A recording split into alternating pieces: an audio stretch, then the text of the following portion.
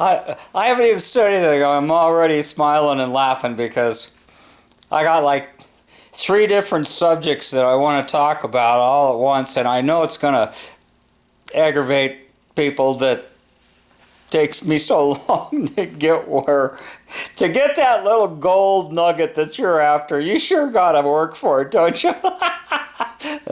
Alright, we're gonna try to kill a couple birds with one stone here. Let's get started on this other head. This is the Magnum 40 by 35. This was on cylinders 1 and 2. This is an inexpensive stand that they offer online, and I've really enjoyed it. I used to use my drill press to do this, and this is so much easier. These are chrome moly, and they've been in there for quite a while. I use a magnet to take my keepers out.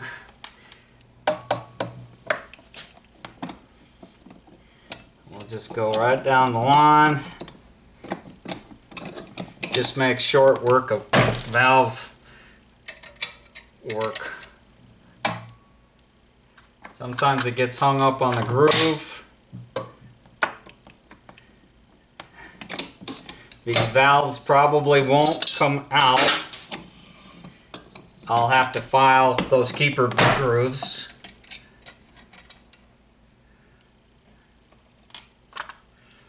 I'm going to keep them in the pairs the way they were.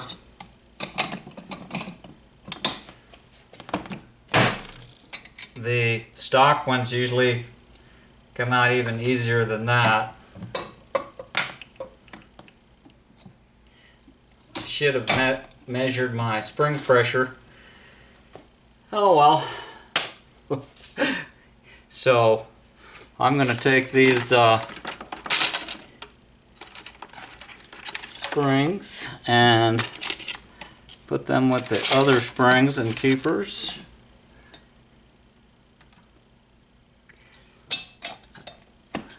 Fits nice and snug into the head.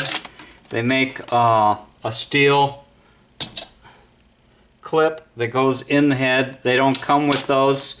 It keeps you from chafing the heads. I never ran these heads all that hard.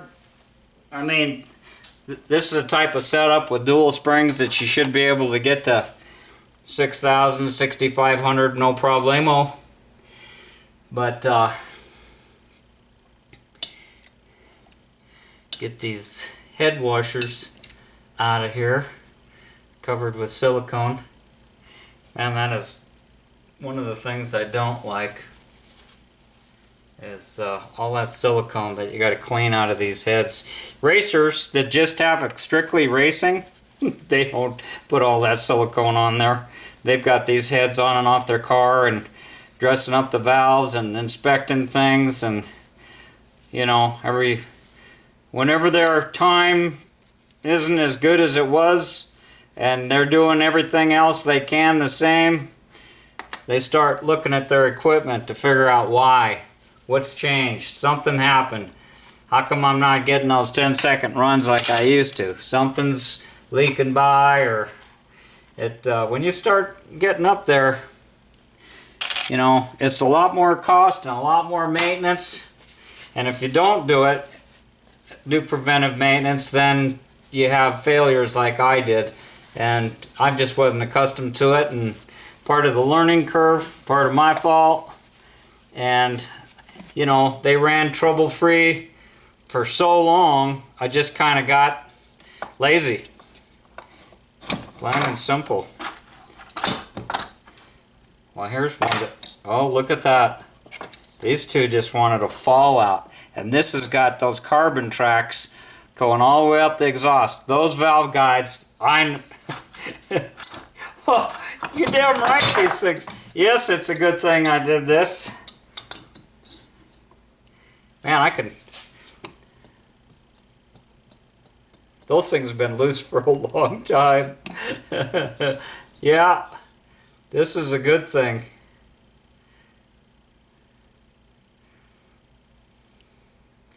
Good and bad. Good to not have a failure and be broke on the road somewhere. Bad for the wallet and the credit card. Oh yeah, this exhaust valve's been, I don't know, like this dust that came loose from my fingers. So, whoop, where'd that come from? What just fell out?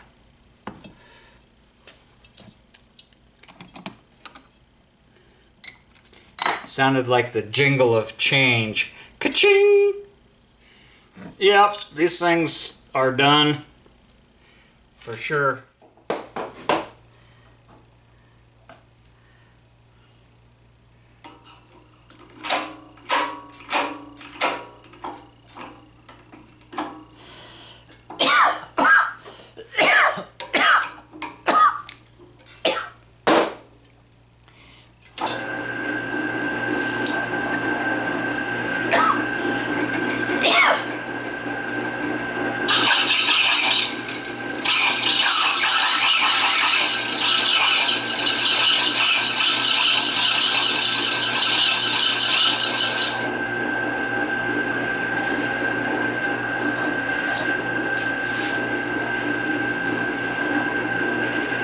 See this intake right here, it looks like it was starting to go down as well.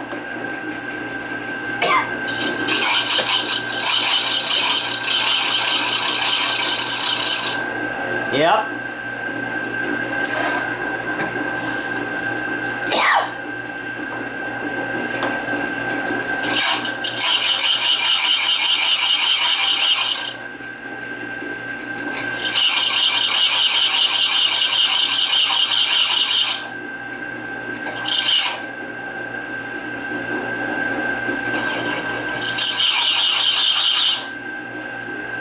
Just kind of watch it, and when that aluminum gets shiny, you're good.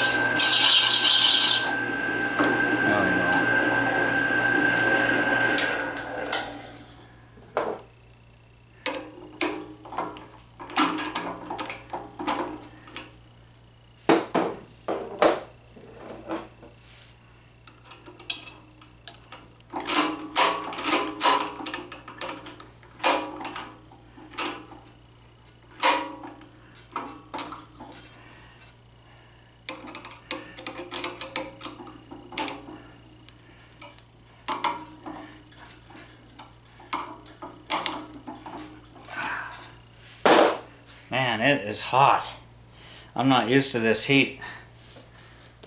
I don't know how I could deal with the south heat and humidity.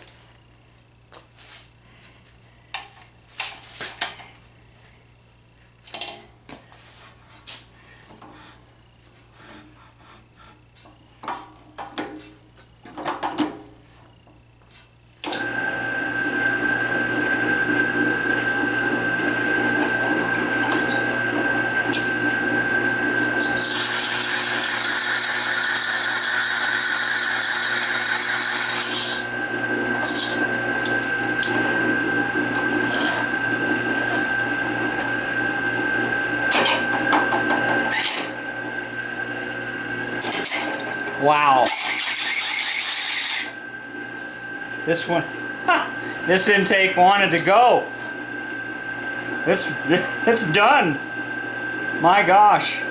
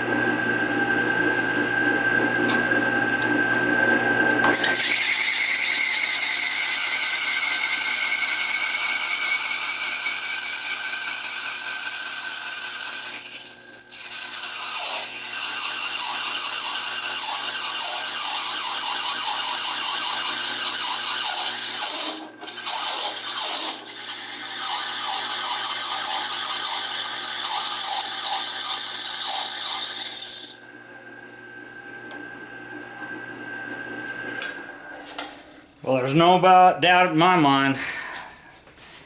Not now. This needed to be done.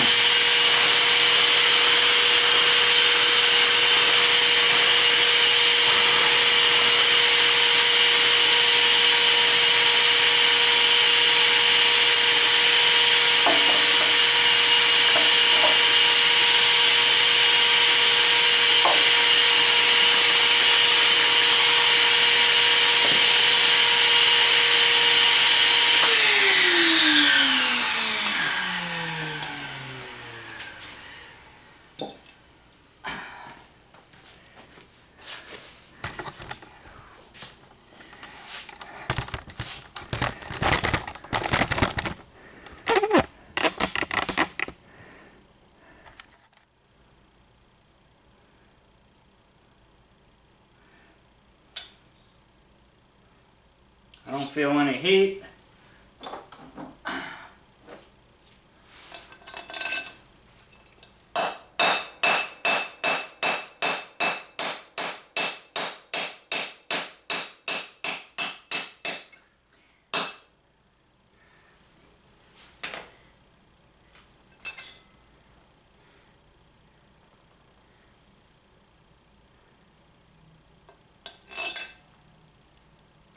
There's a little piece of brass there. Oh!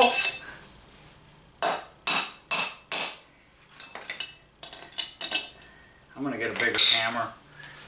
Bigger hammer!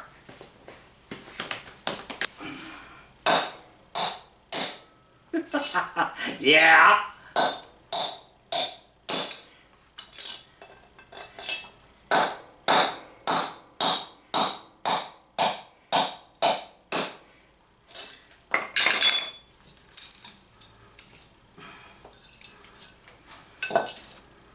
There they are. They're not even hot. So,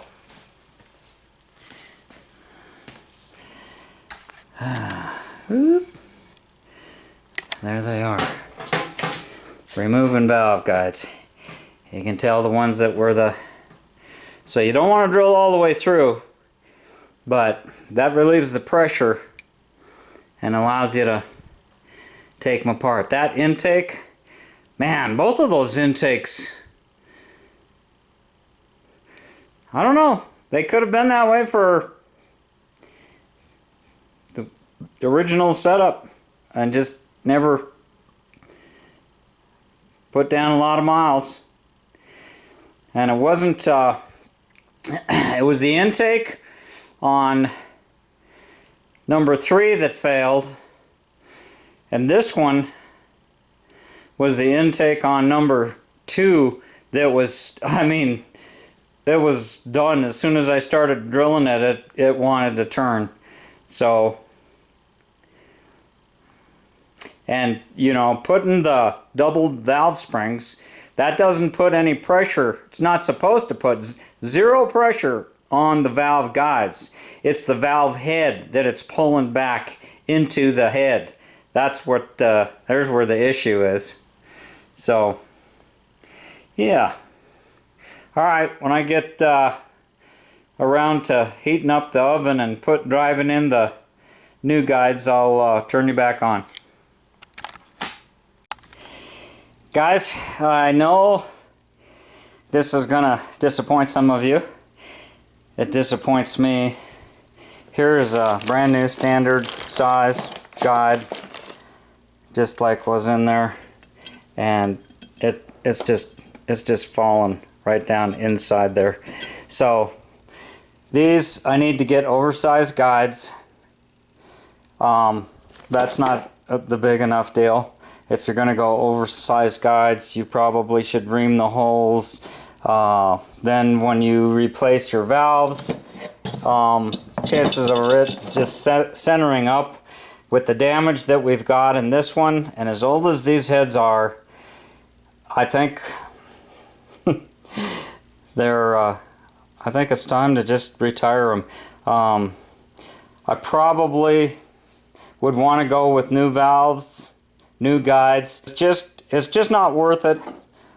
I don't have the tools, and for me to purchase the tools for as little as they get used, I've been doing pretty good as far as using the stuff that I have, but these heads served me well. And I mean, I put thousands of miles on it with these things, and just that one trip alone, I don't know, maybe there was some problems. Makes me really interested to go back to Heartbreak Hill just to see if, I mean, obviously I had to been losing some compression. Look at the carbon on some of these seats, and I already got the, you know, these things were coated up with, they'd been leaking, and the car didn't smoke.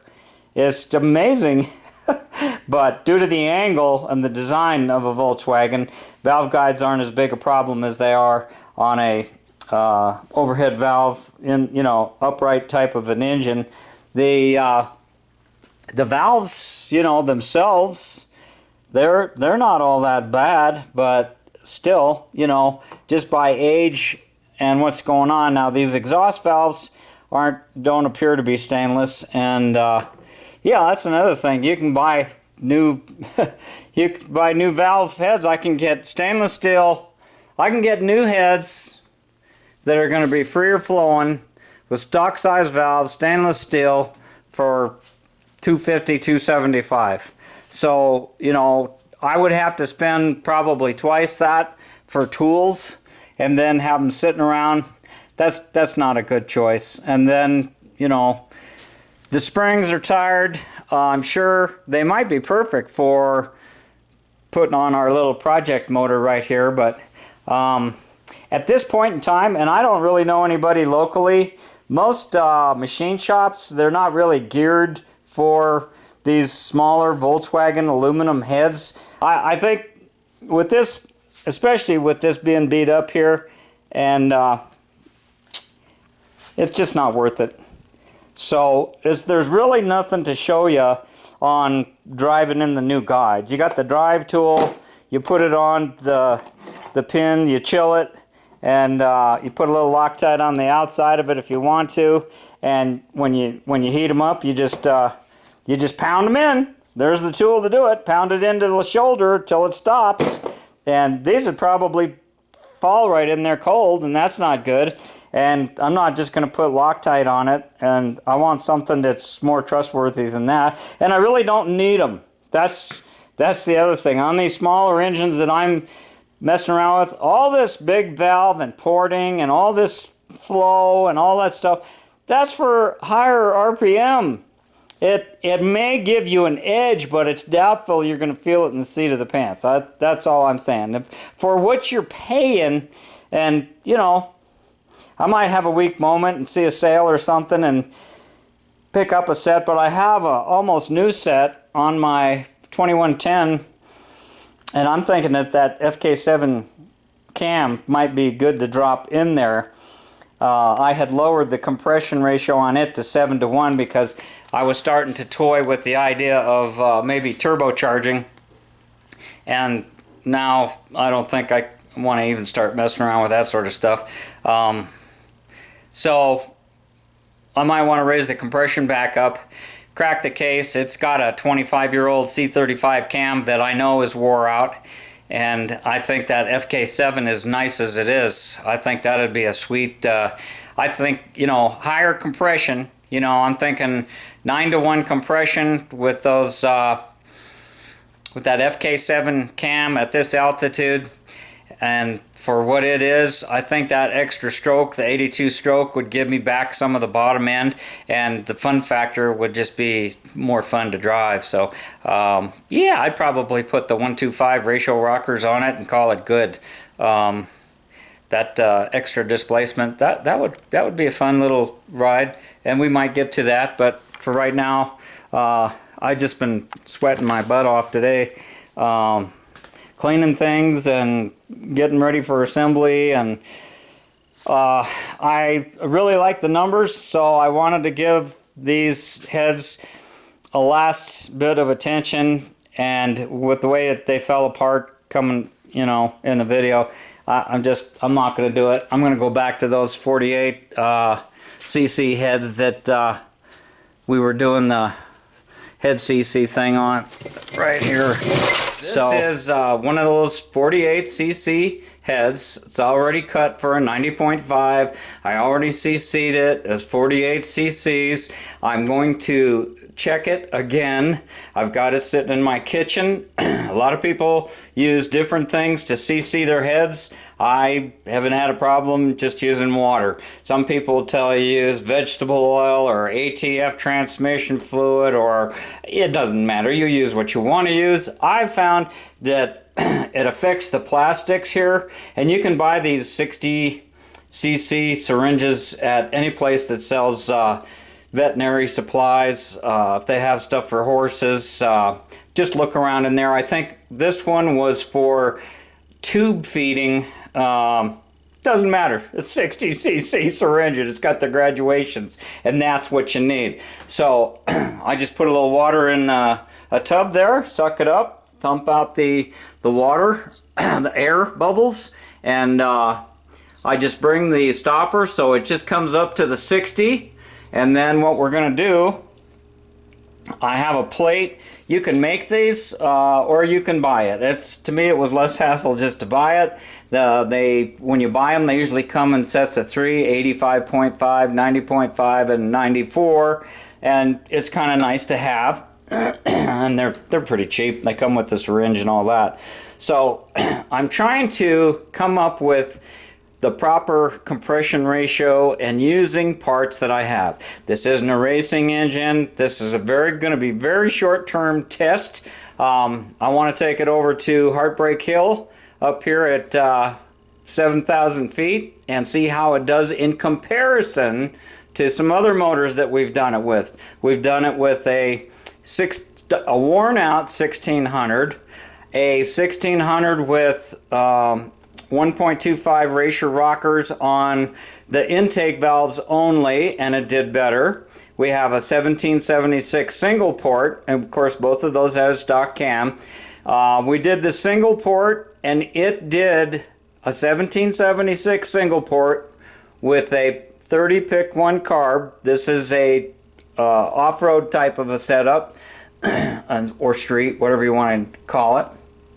And it did exactly the same as the, well, I don't know how exact it is, but it did the same as the 1600 with the ratio rocker arms. Then I added the ratio rocker arms to the 1776 single port on the intakes only, and it improved. So it pulled the lead. Then I went up there with this 1800 engine, and what were we what were we running?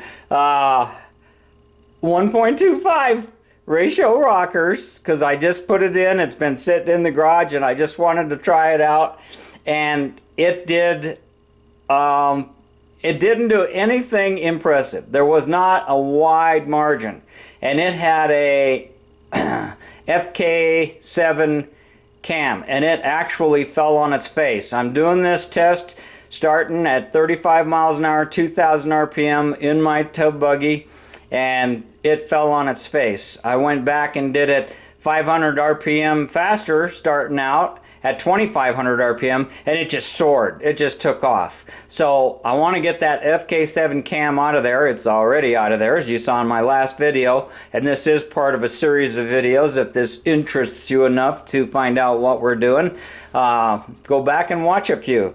So today, since this has got 48 cc's, I do not know, and the next head I have has got 59 or 60 cc's. Now these are the copper head shims, and they're not really solid copper. They're actually an alloy, and they are made to go in the head. And they are actually not recommended to put into used heads. They're better off if you're putting them on a new head. Although I'm kind of boggled as to why you would want to do that to a new head. If you're going to order heads and you have a certain head space, I don't know. This allows you to make changes. So I do not know what a 40 thousandths thick shim difference is going to make in here. Now you want to put your spark plug in there. There's people that grease these things and do all, you know, it doesn't matter. You're not building the space shuttle here. And it just makes it a mess to clean up. I use straight water, then I go to the garage and I blow it out with air, and then I squirt WD-40 in there and wipe it out. If you leave water sit in there, if you don't get that water out, it can attack the valve and the valve seat, and you'll get little rust pitting and so on and so forth. If it's just prior to a build, that probably won't even make a difference anyhow. So the next thing you do is set this up there, and we'll put it on a camera stand.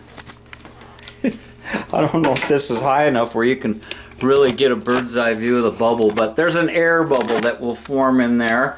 And let's see how you do with this. Looks like I had to zoom partially on that whole thing. I hope I hope you saw something. So now, just gonna take out all the air out of this. Got it set at 60. No big deal. And with water, it works so smooth. And you just start filling it up, and then you'll see a air bubble start to form on the top. Whoop, there it started. And you want to make sure it goes clear out to the edges right there. It actually is creeping out around the plastic. So, wow, that took the whole tube. So, 40 thousandths is equivalent to 12 cc's. That's good to know. That might help you if you don't want to go through this and you want to trust my measurement. Maybe a little less than 12. There's a little extra there. So, like I said, usually I have a towel underneath this whole thing, and I didn't do that this time. So I'll just grab a towel here, throw this stuff over here, and then I'm just gonna, simple as that. Woo! These are things you can do when you're a bachelor. Get out of my kitchen! So, there you go. I just dumped the water. I'll go out to the shop and blow that cylinder out. And now I know. So that means I could just, if either I'm going to use it as 48 cc's or I'm going to use that other head that's already got 60 cc's and 59 cc's. Close enough. You'll find when you use those calculators that, you know, a cc here or you know, even 10 thousandths of deck height or 5 thousandths of deck height really doesn't make a huge difference in your compression ratio. But you want to take the cam manufacturer's recommendation when possible. This is kind of a low RPM grunt motor, so it even makes less of a difference. You may want to add those shims if you have real poor quality gas in your area. I was going to add those shims to my 2110 because I had it set up for the sand dunes at 9.5 to 1 compression. I was running av gas in it, and I wanted to put it in my car and drive it on the street, and I was worried about the compression ratio, although you always have to take the altitude in consideration. The multiplier for 5,000 feet is 0.8714 or something like that, and that changes your compression ratio. The example I read, they said if you had let's see, 100, what did it come out to? If 108 pounds of compression would be equivalent to 125 pounds at sea level. So you can play with the math, come up with whatever you want. I want to talk about this drill press a little bit. This is nothing fancy or elaborate. I've had it for probably 30 years. It was the biggest column that I could afford, and that's what I was after. I was pretty much spoiled rotten. What is this, a 3-inch column? Pretty close to that. And that's where the value is that column in the back. Because every time you put pressure down on this, you don't want the whole thing flexing if you're trying to do accurate work. You know, it doesn't matter what you're doing, wood or whatever. So this is only a 1 horsepower, and I rarely change the speed. Usually, you know, the smaller the drill, the faster the speed. And as long as you're cutting and getting a good curl, you know that you're at a good speed. And it's good to use oil when you're cutting, and it'll make your drill bits last a lot longer. I do not go in for all these fancy new drill bits that they have out there. When I was in high school shop, that was one of our things that we had to do, was learn how to sharpen a drill bit as well as a lathe bit. We had everything when I was in school. So first thing we're going to do is you need to get something in there straight. You need to make sure that your setup is in alignment. Not with the planet, not with gravity, not with a level, but between this table surface and your drill, you want to get it to like 90 degrees. You could use a head bolt, you could use anything, just make sure it's straight. This is a milled surface, so if you put it on here, see, this is bent. It's just like a pool cue, you know, that's bent. Let's find another one, you know. That one looks good. Okay, so you'd put that in there. I just happen to have this long drill bit, and it seems to be straight, so stick it in there. I'm just using a carpenter square. You can use anything that you know to be sure is 90 degrees, and then I'm getting kind of tired of holding this thing. Let's try it from this angle of the dangle. Alright. Are we recording? Yeah, I guess so. So, what I'm going to do is I'm going to check this thing. I'm looking down the sides. You want to go from a couple of different angles. You might want to rotate your table. And you're just looking for light in between the shaft. You want to see if it's as many different directions as you can. If you want to see if you've got it really straight, you know, you can rotate your table. That way you know that you've got the bottom part that holds the table. This thing rotates. Pretty neat little setup. For the price, I don't remember what I paid for. I bought it new, and it works just fine. Then, what you want to do is remove your straight object. I've been making up, man, I'm telling you, this whole project has really helped me get to cleaning things up. Now, I told you before, I just happened to find this while I was dumpster diving. It was an interesting piece of aluminum plate, and the first time I did valve guides on my 1776, so many years ago I can't remember, I thought, what am I going to do? What am I going to do? I already had the drill press, but the darn valve guides weren't quite straight. So what I did is I broke the handle off of my drill press column raiser. This used to have a nice crank handle. It's a cheap, you know, Chinese, Taiwan, whatever you want to do, whatever you want to call it.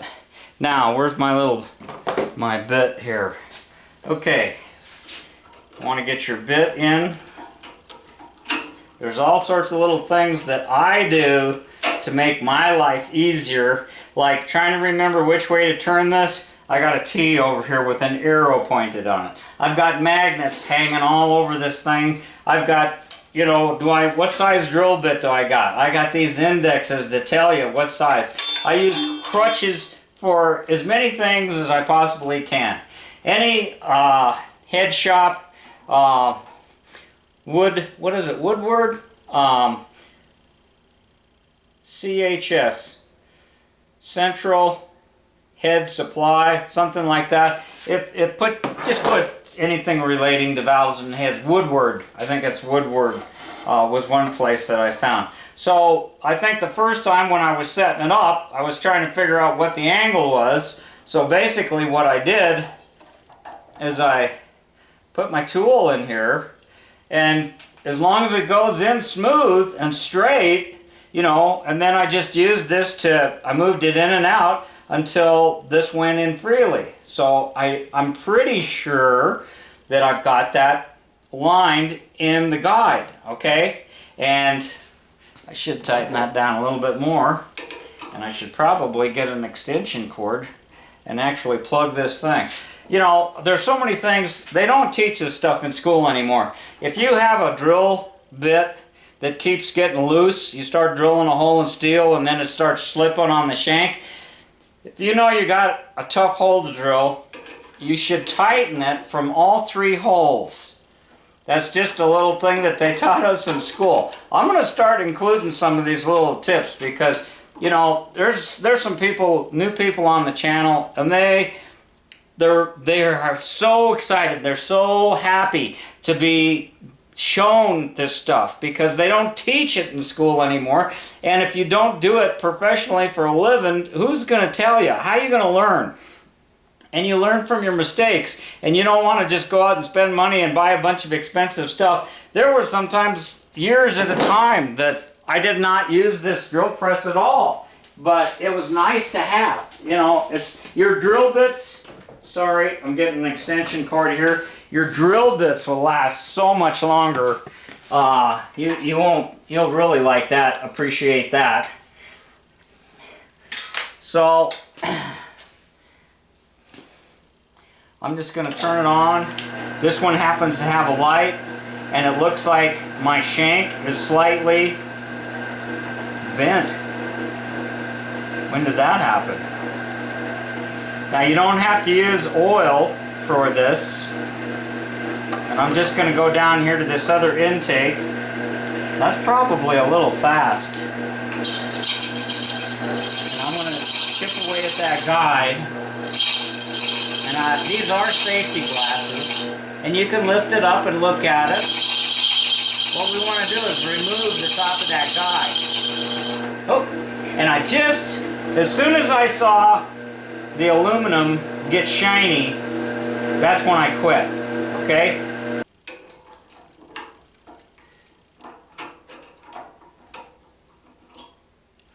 I'll set this aside. I'm going to take my coring tool.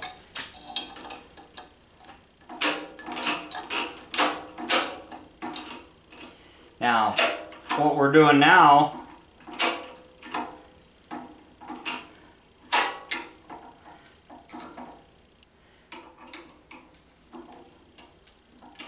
this could get grabby, so it might be a good idea if I secure this all just a little bit better.